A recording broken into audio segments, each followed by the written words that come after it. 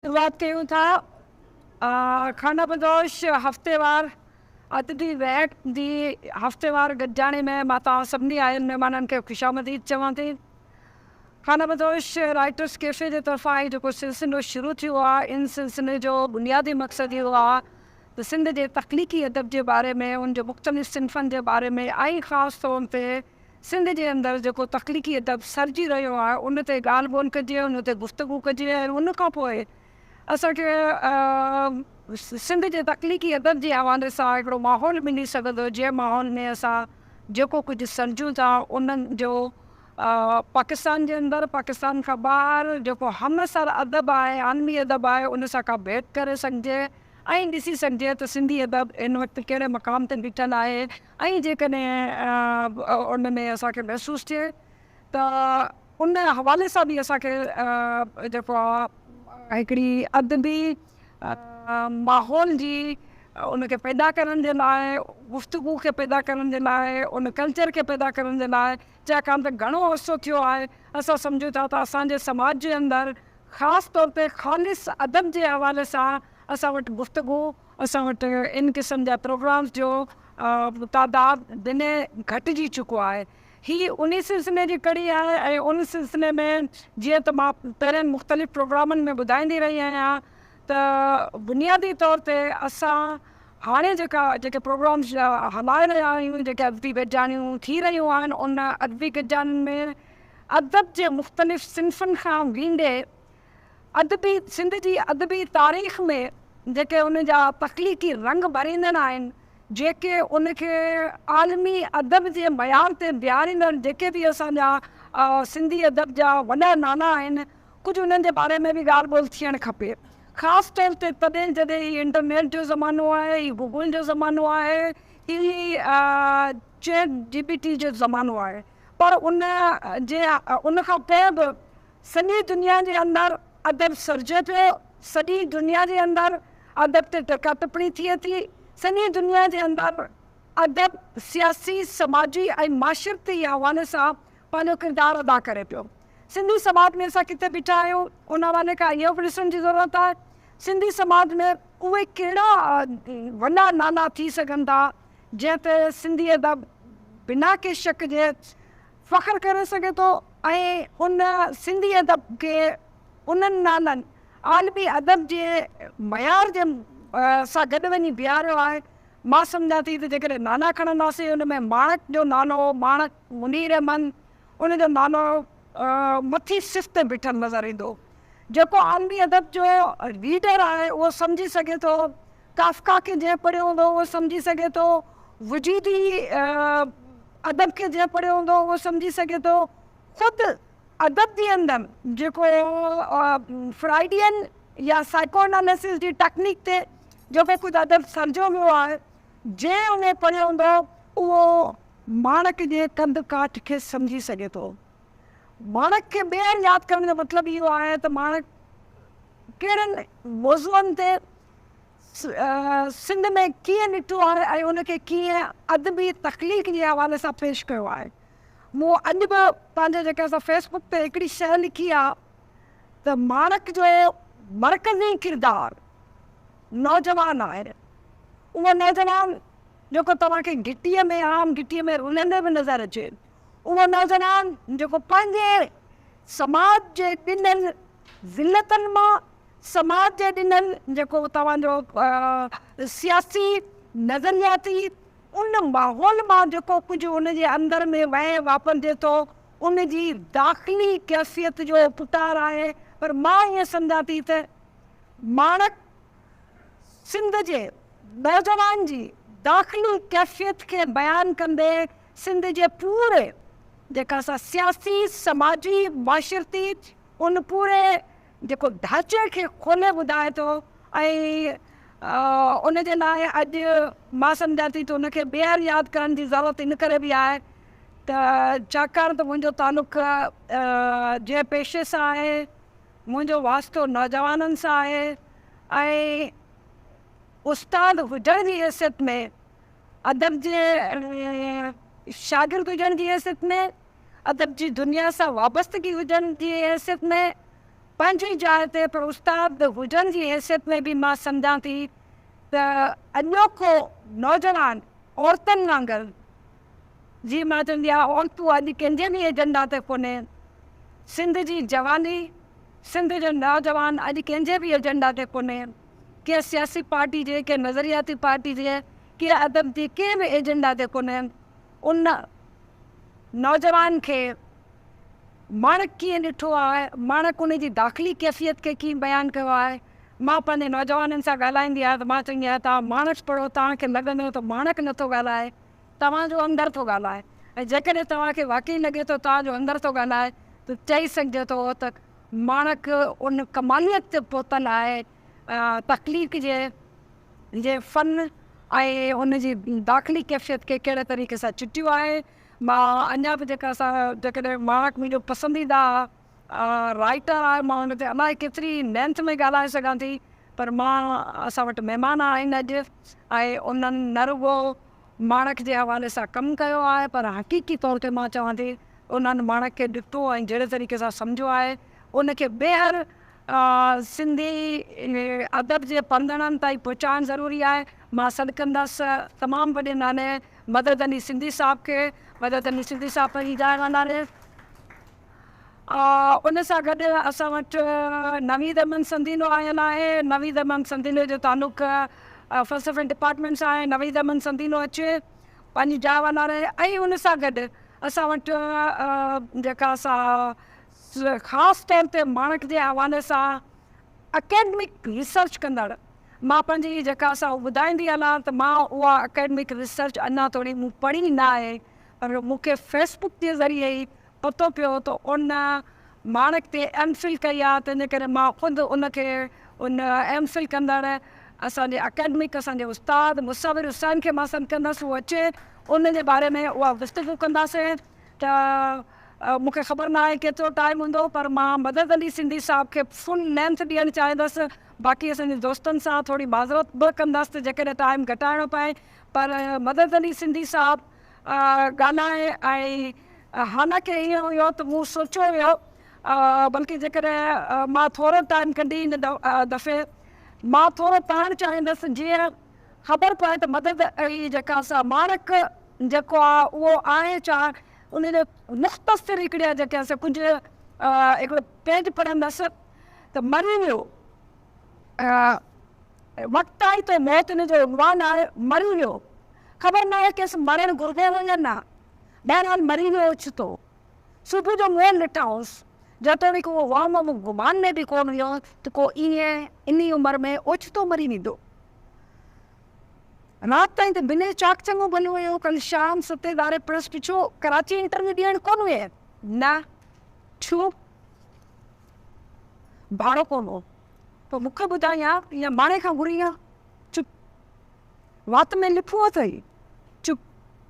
बाक़ी खाइण महिल ॿई गोॾा भञी अची वेंदे नवाब जो पुटु, पैसा घुरंदे शर्म पई आयो, खाईंदे शर्म नथो अचई, चुप। पोणे जी बड़बड़ सम्झ में न ईंदड़, चुप। जहिड़ी बेजान बीतो। उनखां अॻु रईस वटि दरख़्वास्त खणी वियो हुए, हा। पोइ छा चयईं? चयईं मां कोशिशि कंदसि। ॿियो कुझु न चयईं? न।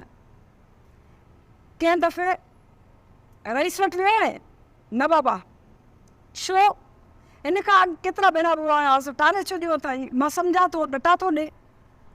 तूं सम्झी थो नौकिरी तोखे घर वेठे मिलंदी, केॾा नींदे कोन, बाक़ी हराम खाओ।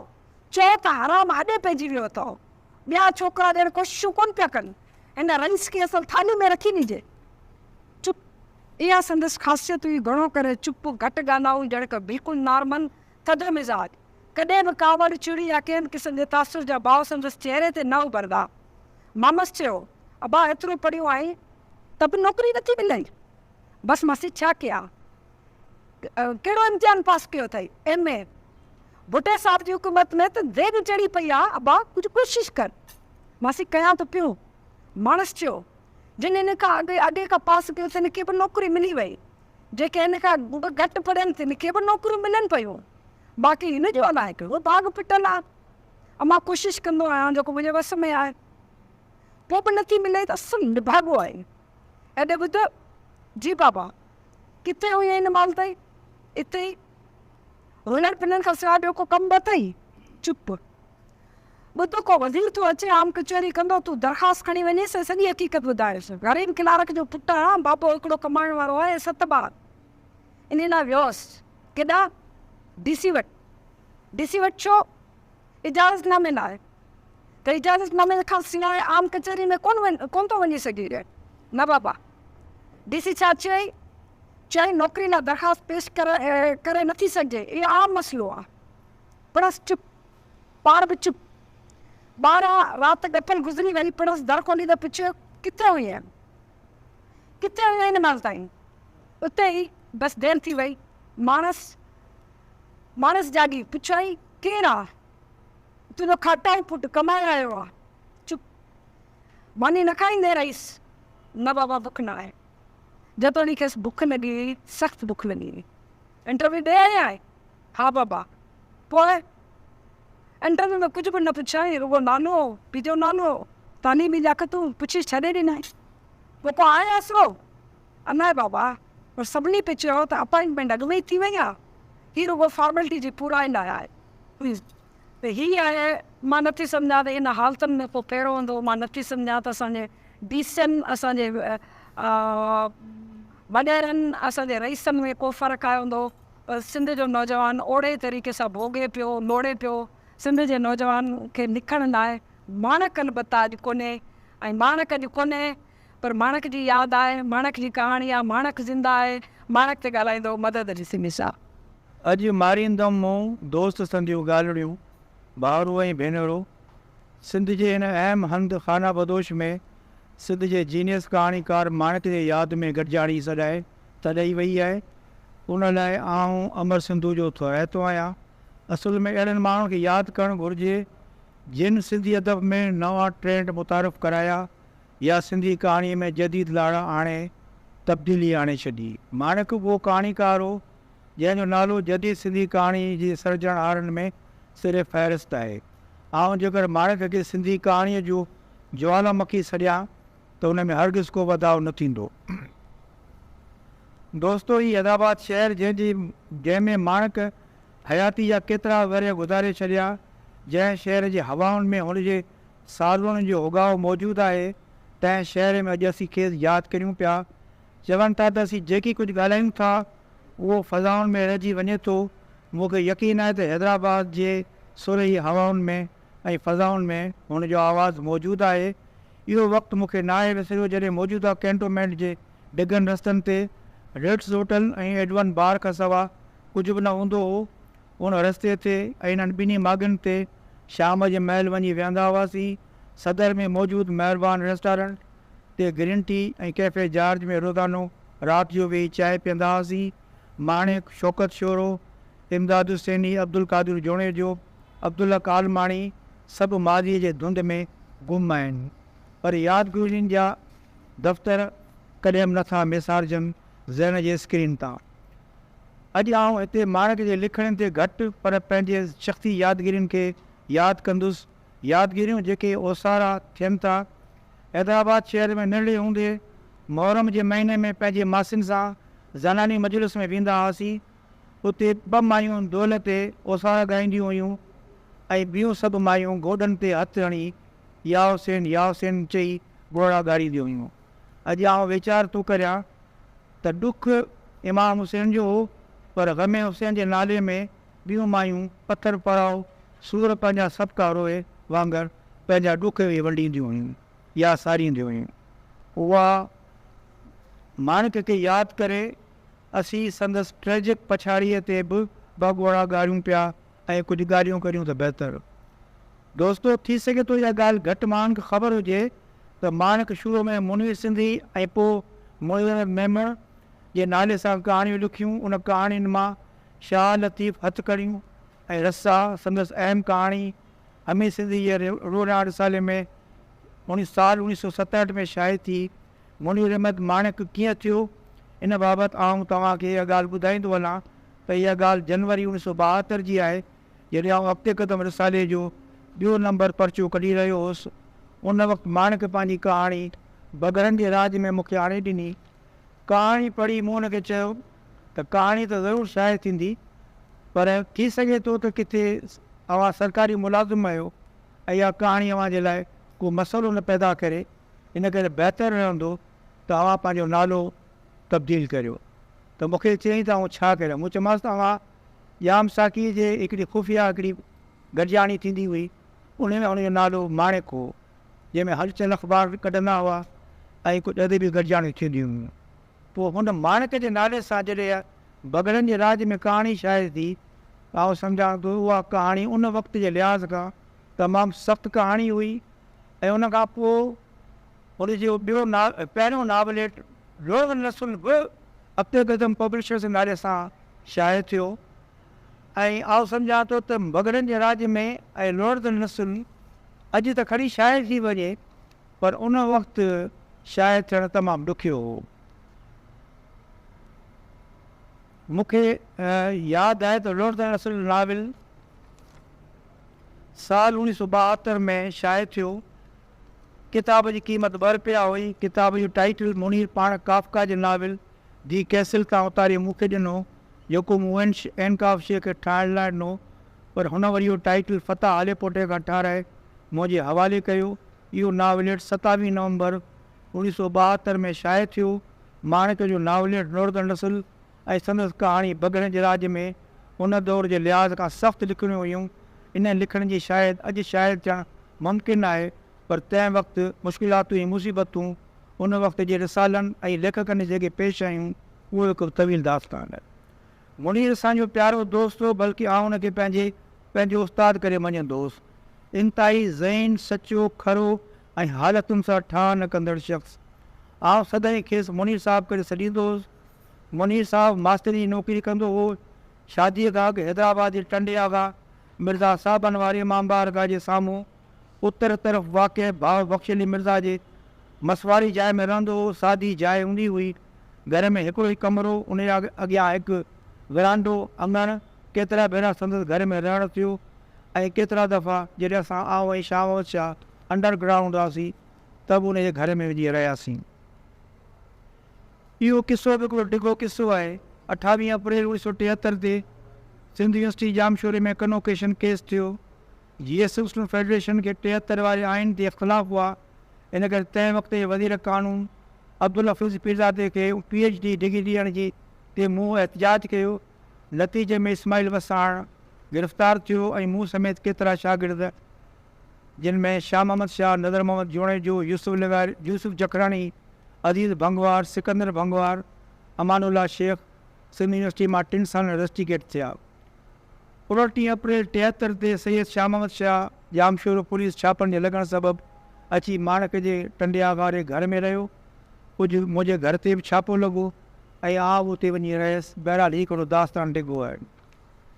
माणिक बेहद पढ़ियल लिखियल इंसानु हो। दुनिया जे जदीद अदब ते उबूर हासिलु हुअसि। काफ़का, अल्बर्ट काम्यो, सार्तर समेत मग़रबी लेखकनि जा किताब पढ़ंदो हो। तबियत में इंतिहाई शरीफ़ माण्हू, न कंहिं सां विढ़णु, न कंहिंजी गिला ऐं ग़ैबत करणु हुनजी आदत में शामिलु हुई। हर वक़्तु ख़ामोश, गंभीर ऐं ढिनल रहंदो हो। पाण घटि ॻाल्हाईंदो हो, पर अॻिले खे मुकमल ॿुधंदो। ख़बर नाहे छो माणिक क़ौमी सियासत तौरु इंतिहाई दिलेर, इनकलाबी कलम जो धणी हो। कहाणी लिखण जो बादशाह, लिखण में बेरहमी सां हालतुनि तोड़े पंहिंजे किरदार जो पोस्टमार्टम कंदो हो। शुरूआत में खाबेदुर सां रहियो। साल 1971 में जीअं ज़िक्र कयमि, कामरेड जाम साकी ज़फ़रसन सां गॾु कम्यूनिस्ट पार्टी तरफ़ां क़ाइमु कयलु अदबी सर्किल खे हलाईंदो हो। आउं साणुसि गॾु हूंदो हुउसि, पर पोइ सियासत खां परे थी वियो। अलबत मुंहिंजो दिलि भेरियो यार हो, उते साह छॾींदो हो। हा, कंहिं महिल बेरहमी सां मुंहिंजी तबियत जी बि लाख लाहे छॾींदो हो, बल्कि संदसि लिखणनि में बाहि जा ओला पिया बखंदा हुआ। जेतोणीकि अॻिते क़दम रिसालो अॻिते क़दम क़ौमी सियासत जे ख़ासि तरह साईं जेम्स जी हिमायत कंदो हो, पर मुंहिंजी पॉलिसी ॿियनि सियासी कामरेडनि सां बि, जहिड़ी रसूल बशपली जो पत्थर सिंधी जाम सागी सां लिबरल हूंदी। इन करे अॻिते क़दम जे शुरूआती पर्चनि में रसूल बशपली जे जो मज़मून शाइर थियो, त हिकु ॿियो मुंहिंजे मज़मून में 4 मार्च जे हवाले सां 4 मार्च जे हीरोज़ जी मुतारिफ़ कई। तंहिं ते मुनीर सख़्तु गाउड़जी पियो ऐं उनजे जवाब में हिकिड़ो मज़मून बि लिखियो हुअईं ऐं हिकु भेरो मूंखे चयो हुयईं मदद हर माण्हू खे ख़ुशि करणु कंहिं माण्हू जे हथ में हस वस में न आहे, इन करे तूं डबल पॉलिसी न हल ऐं अख़बार खे सिधी सी पॉलिसी ते हलाए रिसाले खे।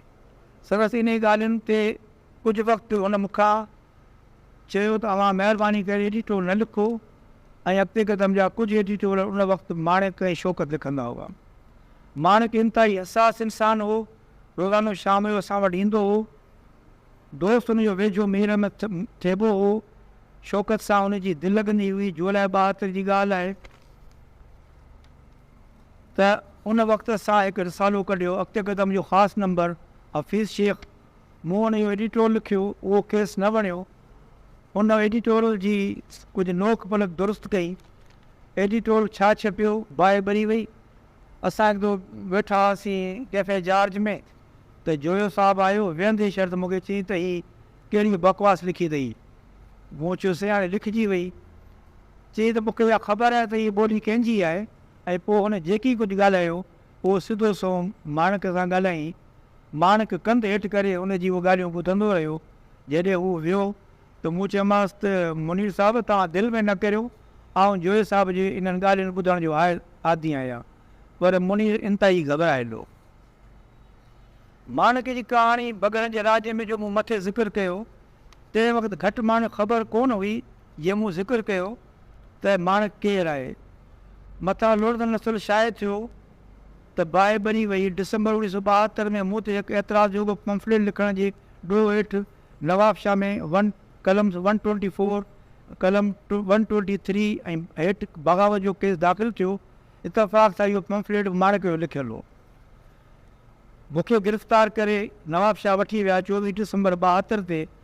ऐं हैदराबाद जॾहिं आउं उते पहुतुसि त नवाब शाह डिस्ट्रिक्ट जेल में हिकु बंदि वार्ड में मूंखे बंदि कयऊं। ऐं कुझु ॾींहंनि खां पोइ जेका इंट्रोगेशन थी, मुंहिंजी अखियुनि ते पटी बदल हुई, पर मूंखां जेके ॿिया सवाल थिया उन मां हिकिड़ो सुवालु इहो हुओ त माणिक केरु आहे ऐं इहा बग़लनि जे राज में कहाणी कंहिं लिखी आहे। मूं खेसि चयो त बग़लनि जे राज में कहाणी बाए पोस्ट आई हुई, मूंखे ख़बर न आहे। बहरहाल इहा इंट्रोगेशन मां सम्झां थो त कराची जेल में थी हुई, छाकाणि 2 कलाकनि जे सफ़र खां पोइ हुते पहुतोसि ऐं पोइ राति ॿिए ॾींहुं मूंखे वठी आया। टे ॾींहुं कादी फैज़ मोहम्मद मुंहिंजी ज़ामिनी दरख़्वास्त कादी फैज़ मोहम्मद दाख़िल कई सेशन जज सजाद अली शाह वटि।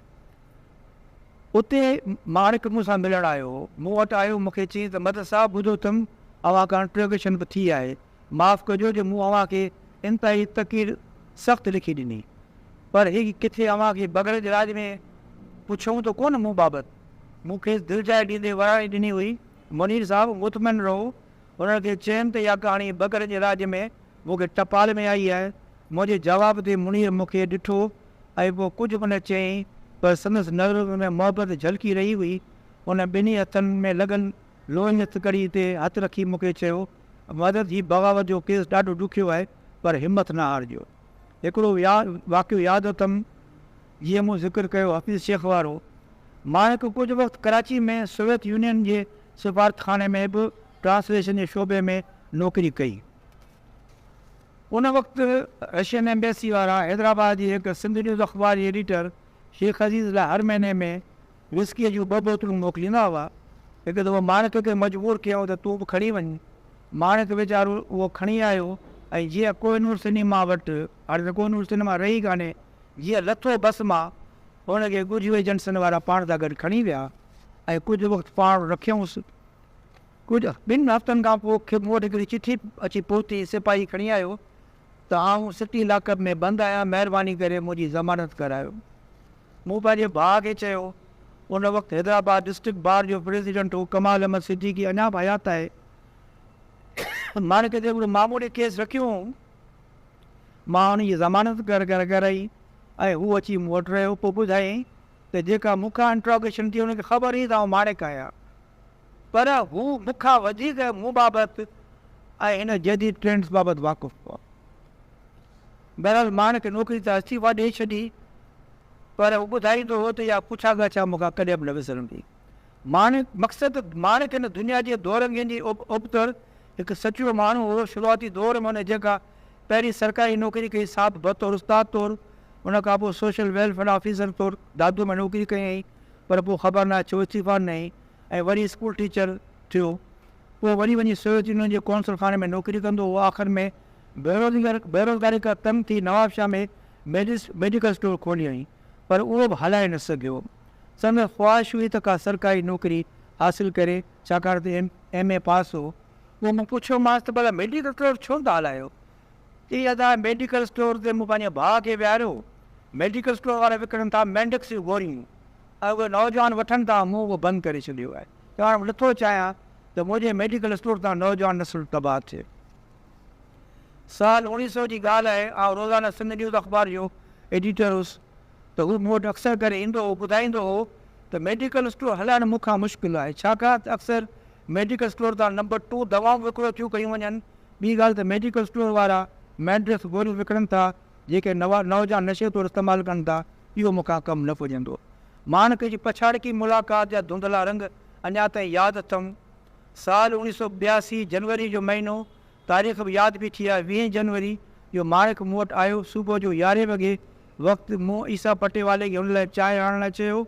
चांहि आई ऐं उहो चांहि जो कोप आॾो रखी करे उन ई वीचारे में खोइजी वियो।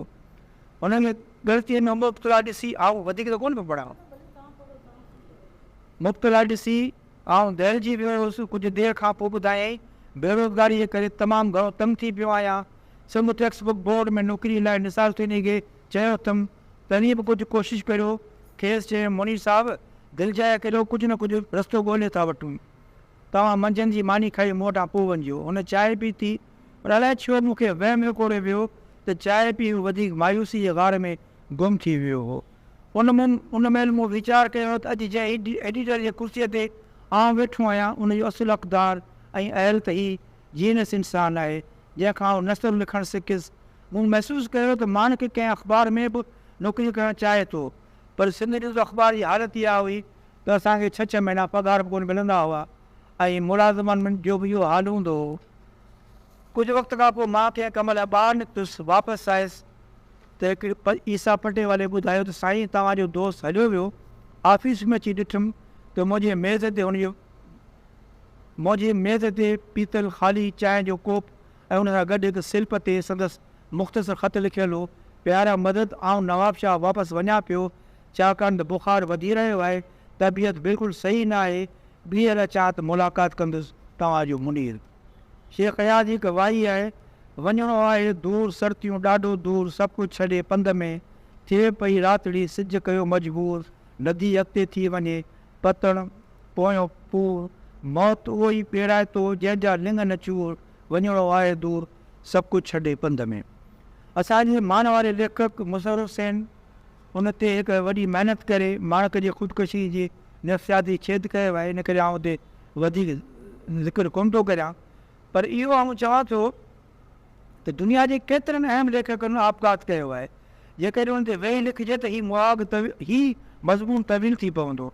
कुझु कमिटेड लेखकनि आपघात कयो, वरी इश्क जे करे आत्महत्या बि कई, वरी डिप्रेशन में अंत आंदो।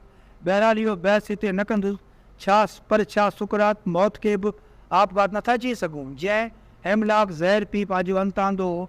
मशहूरु रूसी शाइर मायाकोव्स्की त इश्क में नाकाम थी पाण खे गोलियूं हणी मारियो हो। अहिड़ो ई मिसाल मशहूरु अमेरिकन लेखक अर्नेस्ट हेमिंगवे जो आहे, जंहिं बंदूक हणी पाण खे मारे विधो।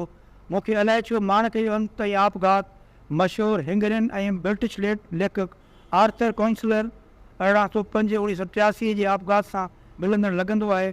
आर्थर हिकु नॉवलिस्ट हो। संदसि नॉवल डार्कनेस एट नून ऊंदाही मंझंदि में तमामु घणो मशहूरु आहे। पाण हिंगरीअ जे शहर बुडापेस्ट में ॼाओ। माणक वांगुरु हुन बि कुझु वक़्तु हिंगरीअ जे कम्यूनिस्ट पार्टीअ सां गॾु कमु कयो ऐं हिकु ॿियो मशहूरु नॉवल द डिच ग्लैडिएटर लिखियो। इन हेॾे वॾे लेखक आख़िर पाण 1 मार्च 1983 जे शाम जो बारेट्यूर ऐं ट्यूनर ड्रग्स नशे आवर दवाऊं पी पंहिंजो अंत आणे छॾियो। संदसि लाश 3 मार्च 1983 ते 36 कलाकनि बाद हथु आई। शेख हयात मूजिबि आर्थर कोइंसलर नास्तिक हो। जेकॾहिं हू नास्तिक हो त पोइ हुनखे आपघात जी ज़रूरत छो महसूसु थी? हुनखे त अॻिते जियापे में वेसाब कोन हो। माणक जे आपघात जो मूं जाइज़ो वरितो आहे, पर हीअ तफ़सील आहे ऐं सोचां थो त इंसानु आबाद जज़्बात में अची अहिड़ो फ़ैसिलो थो करे या उन जो को ॿियो सबबु आहे। वाक़ई हयाती कंवल गुल वांगुरु आहे। पोइ उन कंवल गुल जहिड़े हयाती जो माण्हू कीअं थो अंत आणे। छा माणक जॾहिं पंहिंजो अंत आणे रहियो हो त संदसि मुंहं में साॻी माठार हुई। छा हुन जो वीचार न कयो हो त हिन हयातीअ खां पोइ का बि मंज़िल कोन्हे। छा हुन जा के ख़्वाब न हुआ, पर हयाती जे सिज जे तेज़ गर्मीअ में काई रुञ बीठी हुई। छा हुन कंहिं चांडोकी राति में पुछड़ तारे वांगुरु तेज़ चाल सां काई माथिरी त पाण नथी करणु घुरी। असां कॾहिं बि हुन शख़्स जी हयाती में जाती पाइण जी कोशिशि न कई। असांखे इहा ख़बर न आहे त हुनजो कहिड़ी छोकिरी सां इश्क़ हो। ख़बर न आहे त उहो कॾहिं पंहिंजे माशूबा जे घिटीअ मां लंघियो या न। हिकु भेरो मूं हुनखे पंहिंजी अणछपियल कहाणी अधूरे पंध जा आख़िरी सपड़ा पढ़ण लाइ ॾिनी। ॿाहिरां ॾीके सुठो आहे मुंहिंजो पर्सनल ते कोन था ज़िक्र कयूं।